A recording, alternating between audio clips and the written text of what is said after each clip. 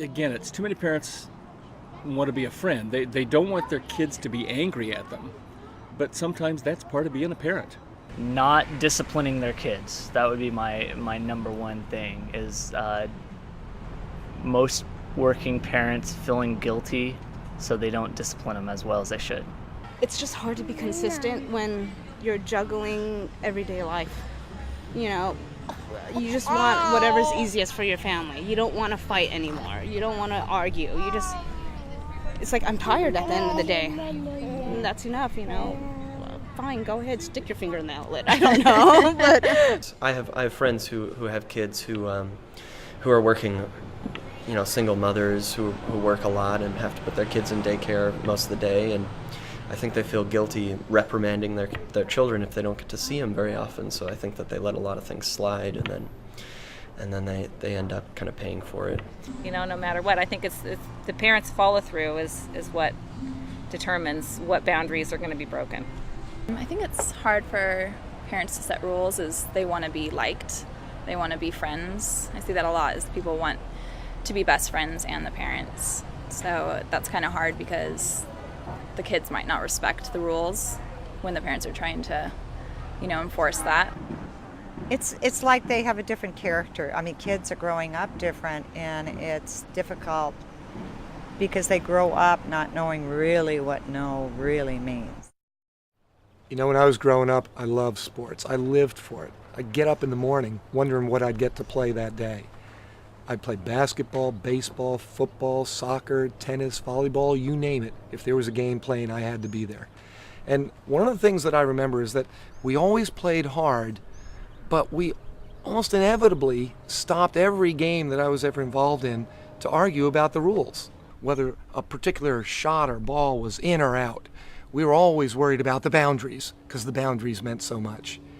And life is kind of like that. We just hate boundaries because it boxes us in. It limits our experience and our adventure. Our kids don't like boundaries, and so when we try to implement some, they're going to push and push and push to see just how much they can get away with. They want to take back all the ground that they can. But it's our job as parents to draw the line, to let them know you can go this far and no farther. There's a reason for it, and we've got to enforce it. Now, if you think about it, boundaries are in many ways just a reflection of our sin nature.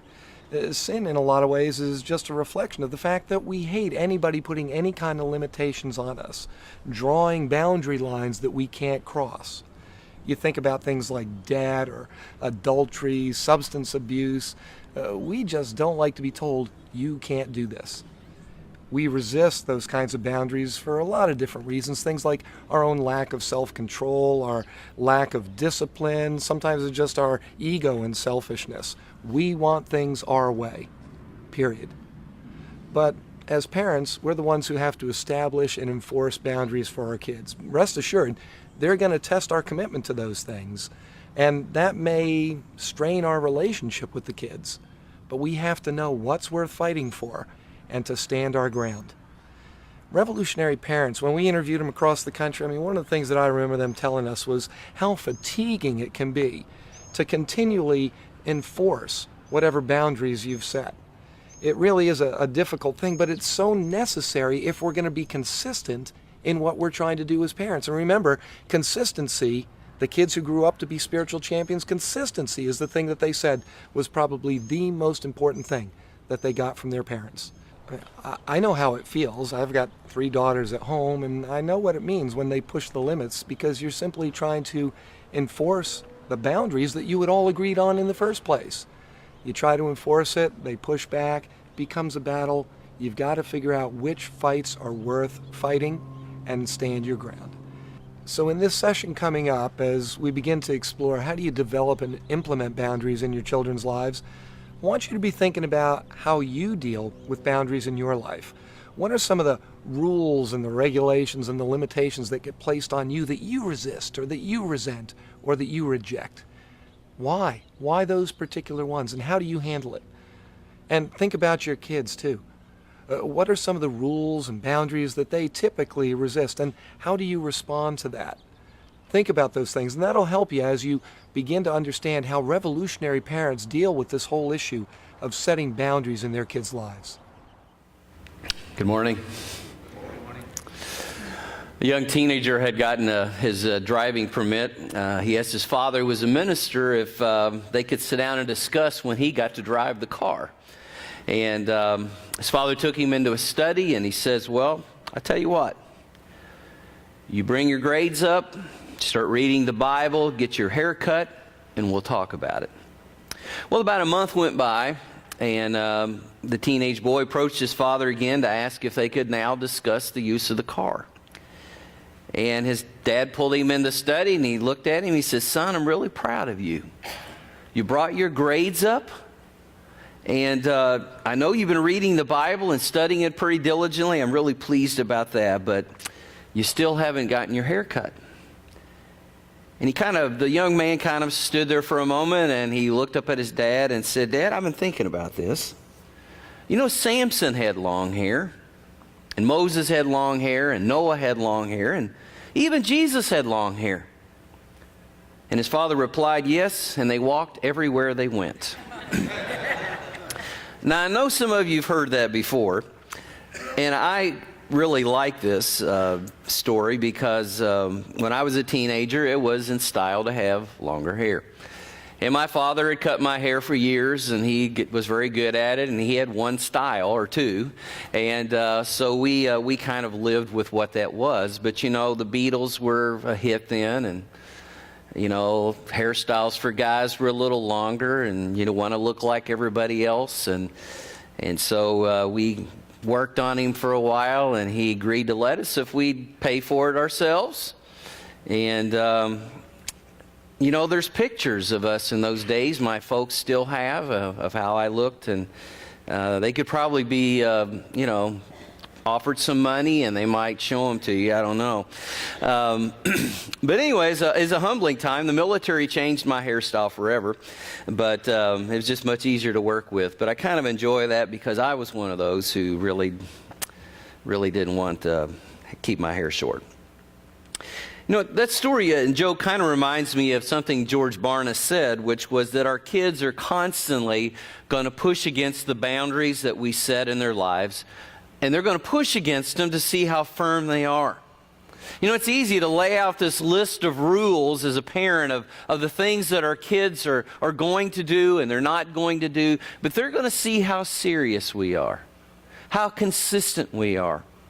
Are we going to get tired and distracted and not quite toe the line with them on this? Or we're not going to hold them to this, and they're going to continue to push and find those weak spots, and they're going to try to regain some of what they feel like they have lost in their lives.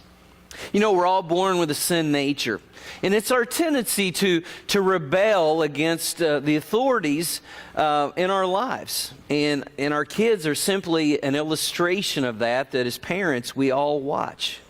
You know, our kids show us quite early in life through one of their first words that they learn to say so emphatically, no. And I'm tickled at our grandson because little Arthur hasn't got to say no yet, but he's kind of expressing his displeasure even now. He's a little impatient on some things, and he'll let you know when he's not quite happy with what's going on. But it starts really early. And, you know, his mom and Papa and his grandparents are all dealing with the patience in this little fella. But, you know, it's important early in life for parents to establish and to teach what authority means. And we do this by giving them a set of rules to follow. And when they follow these rules, and we reward them in some way. And when they disobey them, we punish them. And it's through that process we learn about authority. We learn there's somebody that's in charge, and it's not us all the time. And when there are authorities in our lives, we need to respect those. And that's a great thing that parents teach while their kids are growing up. You know, God does the same thing with us.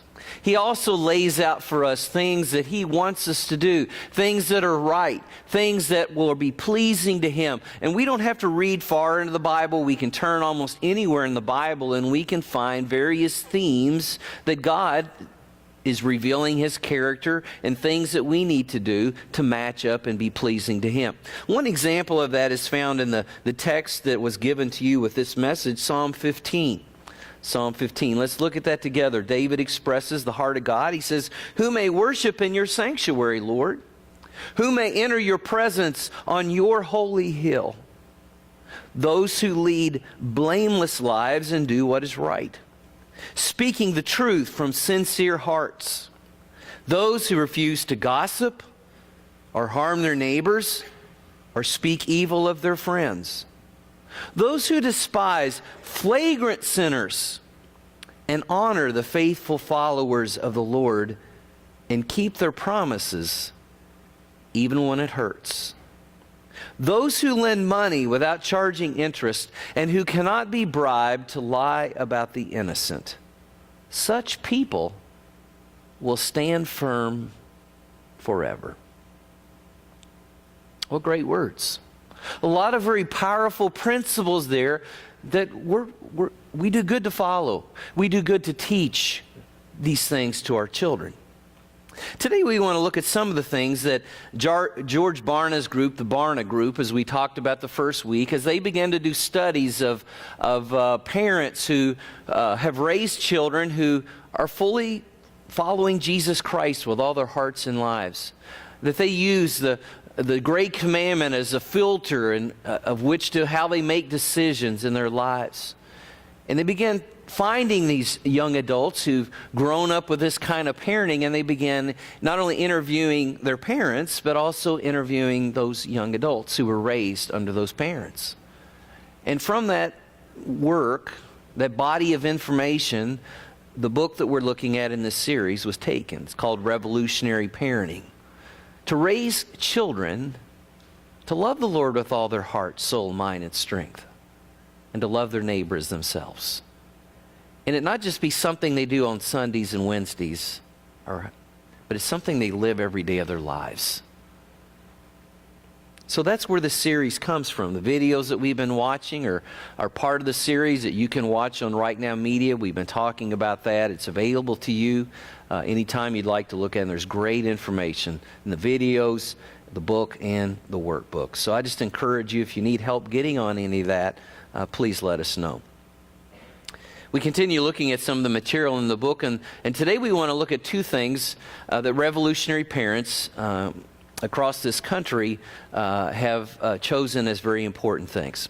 First of all, on the back of your bulletin, you see this point: establish clear rules and expectations. Establish clear rules and expectations.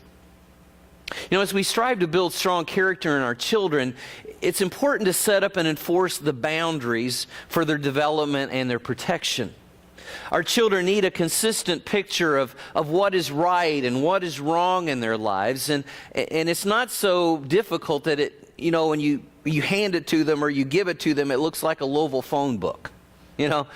And the encouragement through revolutionary parenting is to choose a set of rules that reflect the main character values that you want woven into the lives of your children by the time they're adults. What are the most important things? And focus on those.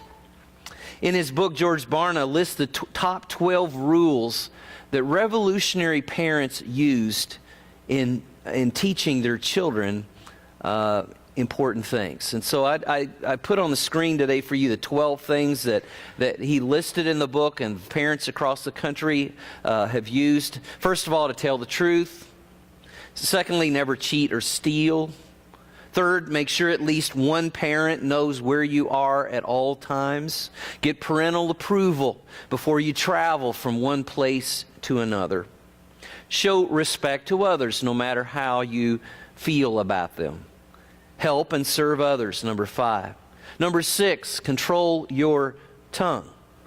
Number 7, do not judge other people's motives. Judge their behavior only insofar as it personally affects you or family members. Number 8, take good care of your body. Number 9, actively pursue your faith. Number 10, do your best at school. Number 11, do your household chores. Number 12, accept punishment as an appropriate response to breaking rules. And I look down through those, I realize that probably a lot of you sitting out there, whether you actually wrote these down and taught them to your children, a lot of these principles you taught your children. You're teaching your children. Why? Because it's important. It was probably taught to you. And even though you bucked against it at times, you're doing the same thing with your kids because you know it's important. You know it's things that the Bible teaches. You want children to grow up to do these things. And so probably a lot of you sitting out there are probably practicing with your kids. If you're still in that parenting at home stage, you may be doing 8, 9, or 10 of these things already in your life. But these are the top 12. This is the main focus that these parents as a group felt was most important as a basis of what you teach your children. It's important that the rules are clear, and so are the consequences for disobeying them. That they know when the rules are broken, this is what's going to happen, that the consequences are plainly laid out for them. And they need to be enforced consistently, which, as the video and the interview said, sometimes is really hard. We get tired. We get distracted. We just don't always toe the line with our kids the way that we should. And so it is something that we work on. These revolutionary parents probably didn't do it 100% of the time, but that was their goal. It's what they worked toward. It's what they tried to bring into the lives of their kids. But also that these things are enforced without malice. That they're not done just because you're so boiling over with anger, you just lash out at them. And I realize sometimes that's difficult to avoid because we get very angry with our kids sometimes. But he says it's important to practice these things and bring the consequences without malice. But revolutionary parents also work to find the right amount of freedom and limitations for each unique child.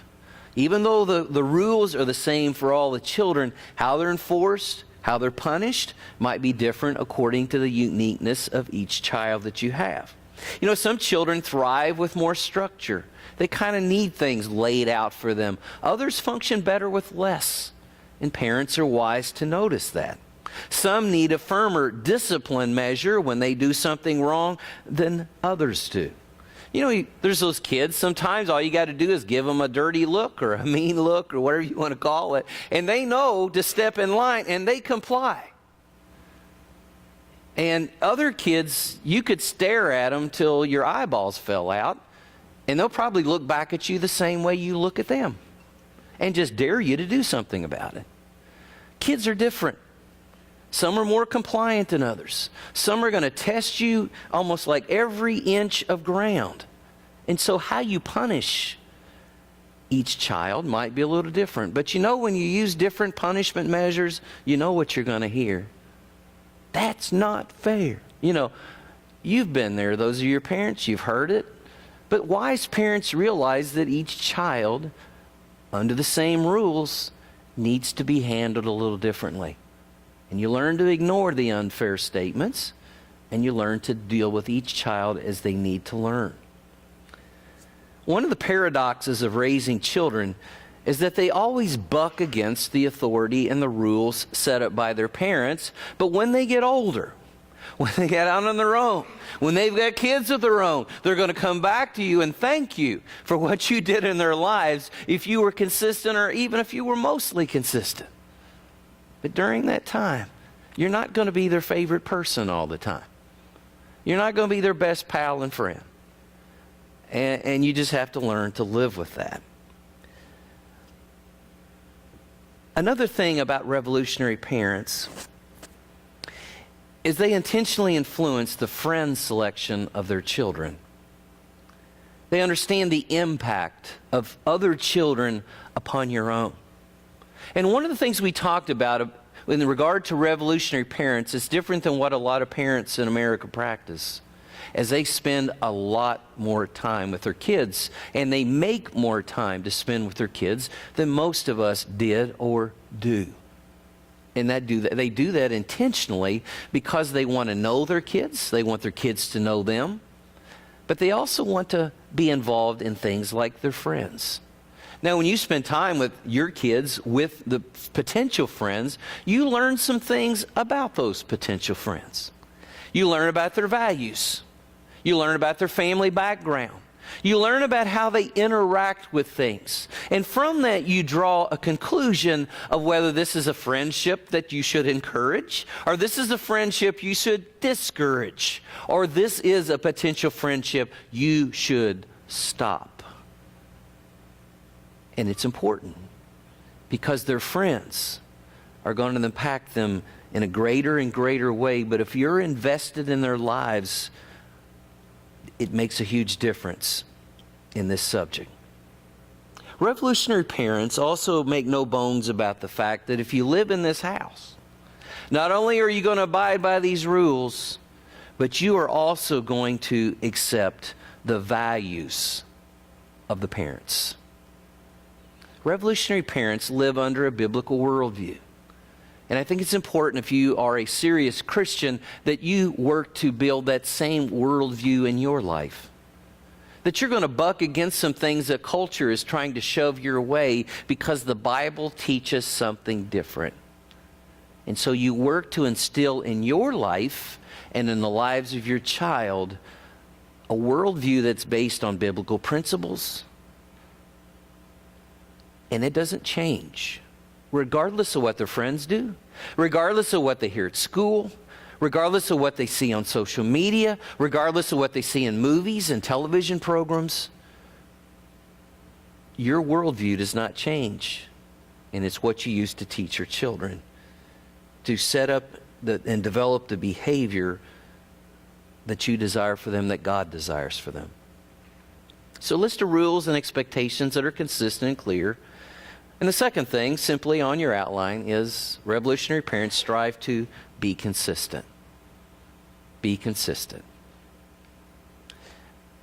Those who raise spiritual champions as revolutionary parents were interviewed and said that they embraced their role as a parent as one of the greatest things they would ever do in life.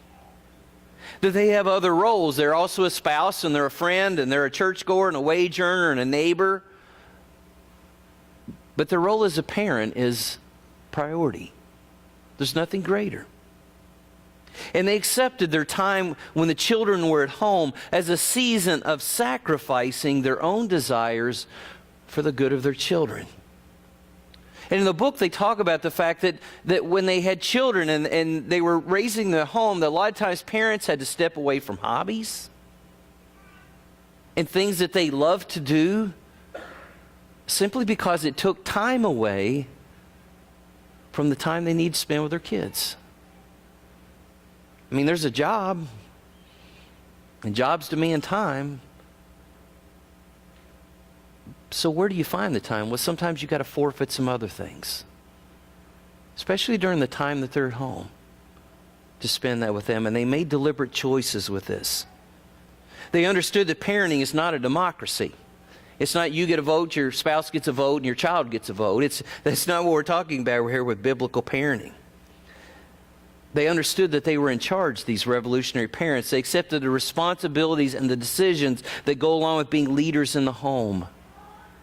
They gained the children's respect by meeting their physical, emotional, and spiritual needs, not by giving the children their way. And they don't yield to the children's anger and manipulation. You know, it doesn't take long for them to learn what buttons to push. You know, how to get you angry, to get a response, to get what they want. I mean, they just do it. And we fall to it. And if we're not careful, if we're not accepting our place in the home that God gave us, not always the most popular one with them, but we need to accept that role, and we need to be the parents God has called us to be. One of the most difficult things that Barnett talks about is these revolutionary parents work so hard to contain their emotions and their anger and their frustration, because kids will test you. They're going to just openly rebel against something you say. They're going to argue with you just because they just want to be on the other side from you. And it's going to happen. And there's times we're going to get angry. And they're going to hurt their siblings. and they're gonna mess up something that's very valuable to you. Those things happen. But they were able to work on channeling their emotions into positive and productive solutions. You know, the Bible speaks of keeping our words in check because it's so very important. And unfortunately, those who are hurt the most by our words are those in our own families. You know, we let the guard down often at homes, and we often come in and we take out our daily frustrations on our kids or our spouse, and we say things in our anger and our frustration to push people away, or, you know, we just don't think about the wounds sometimes that we have put in the lives of our kids. And maybe some of you sitting here today can remember something a parent said to you 30 years ago. And it still cuts you every time you think about it. Or maybe you've said something that you wish you'd never said. You stepped over a line, you know you shouldn't have done it, you said it, it's out there, it's registered, it's collected, and it's probably impacting somebody's life. And those are hard things to deal with. And so it's so very important that we keep the guard up at home. These revolutionary parents talked about times they counted to 10 before they responded. And we joke about that, and it seems like a comedy routine, to do that, but silently yourself to count to 10, because the first thing you're thinking and the way you want to respond isn't the way to respond. Some of them shared that they learned to say a brief, quick prayer before they said anything. Or they worked on lowering the pitch and the volume of their voices to an almost unnerving volume for the kids, because they could feel your attention, but it was coming through a lower, controlled tone of voice. But you know, if we lack self-discipline, how are we going to teach that to our kids? If they're watching us not being able to control ourselves and the way we speak and the way we live, how in the world are we supposed to convey that to our kids? And we're not going to do any of that perfectly. We just need to be open and admit it, but continue to teach and work on ourselves the things we should do. I love Ephesians 4:29 that says, "Do not let any unwholesome talk come out of your mouths, but only what is helpful for building others up according to their needs, that it may benefit those who listen." James wrote in James chapter 4, beginning in verse 1, "What causes fights and quarrels among you? Don't they come from your desires that battle within you? You want something, but you don't get it. You kill and covet, but you cannot have what you want. You quarrel and fight. You do not have because you do not ask God. When you ask, you do not receive because you ask with wrong motives, that you may spend what you get on your pleasures." James is saying here that anger usually comes when we want something and we don't get it.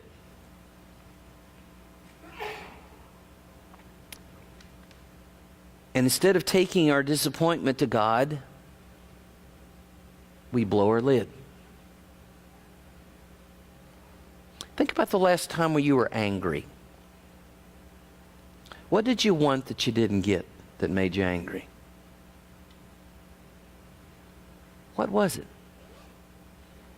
Because usually behind that is something in your life.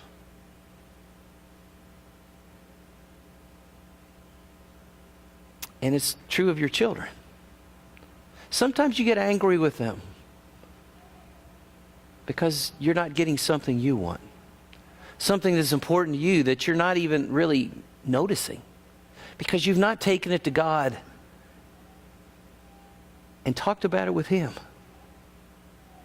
And let Him show you what your problem really is. What unmet need you're struggling with that you need to take to Him, not get angry at your kids. Another thing that marks revolutionary parents is having an explainable reason for every decision. You know, a common parent answer when questioned by their kids is, because I said so. You know, why do I got to do this? Because I said so. And you got to have your hands on your hips. You know, it's just part of it. Or you got to give them the fist, or you got to, whatever it is, you know, that look of authority when you say that. Because I said so. Or, I'm your mother or father. That's why, you know. And we kind of try to throw the authority card out there and say, don't challenge me. You know, I brought you in this world, I can take you out. You know, that kind of Bill Cosby philosophy when he does his comedy routines. But revolutionary parents have reasons for what they set up as rules, reasons for why they discipline, and reasons that are based on a biblical worldview. And all those conversations become teaching moments. Yeah, it takes some time, takes some patience, but it's so important to these kids. That these aren't arbitrary whims of a parent who can call the shots. These are things that have come down from God, are a part of our lives, and they will be instilled in the lives of our children because they live in our homes and they are our responsibility. We open this message talking about the importance of choosing only a handful of the most important rules and expectations and focus on those with consistency. Because too many expectations, too many rules creates a battleground in your home that you're going to feel like you're thrashing it out with them every single day. You know, your conversations with your kids, when you've got so many rules and they don't keep that and they don't keep that and they don't keep that, man, your life just becomes the police and you're just sitting on them every day. And the call is to simply have a group of the most important values and battle on those issues. But don't battle on things that aren't really all that important in the big scope of things. You know, I think it's really important that God does that with us. You know, there's a lot of commands in Scripture. There's a lot of things there to read. And it's so easy to step back when you look at some and you think, well, there's so many in there, I can't keep them all. And I don't think anybody else can either. But isn't it wonderful that Jesus summarized them in a nice little 2-part package? And that's all you got to remember, really. Because as long as you practice the greatest commandment and the second one, all of your thoughts and your behavior and your words are where God wants you to be. Jesus said it simply, love the Lord your God with all your heart, with all your soul, with all your mind, with all your strength. And the second is this, love your neighbor as yourself. There is no commandment greater than these. Nice little, simple, 2-part rule. And the wonderful thing is the more we grow closer to God, the more we want to do these things. This week we celebrate the relationships we have with those we love. And what are you doing to show God your love for Him? Let's pray. Father, you are a long-suffering parent of us because we realize in our own lives that we struggle with authority, that we too have rebelled, and we're probably still dealing with it on some issues. Areas of our lives that we just don't want to put under your authority, really. We push the ones under your authority that are easier for us and aren't really a problem for us. But maybe there's some holdout issues for us. And you patiently continue to teach and lead us to grow and mature. To be the child, to be the spouse, to be the parent, to be the servant that you know we can become. There's really no greater life than a life that's surrendered fully to you in our parenting or anything else. And that's what you call us to. And I just pray for that kind of full surrender that we sang about earlier. In the precious name of Jesus we pray. Amen. This morning, if you desire to make a public commitment to Jesus Christ, I'm down front to greet you this morning. Or if you'd like to speak to me in the back following the service with questions you have, I'd be more than happy to do that. Any of the people with the badges on this morning, be happy not only to talk to you, but to pray with you about anything you're struggling with or that's going on in your life. If you're looking for a church home, we'd love to have you as part of the church family here at Kenwood Heights. We require of nothing of you than what the Bible requires. And by doing those things, we become a part of God's family. And so we would invite you to do that. If you have a public decision, I'm here to greet you. If you'd like to speak in the back later, I'll be there as well. Would you stand with us as we worship together our great God?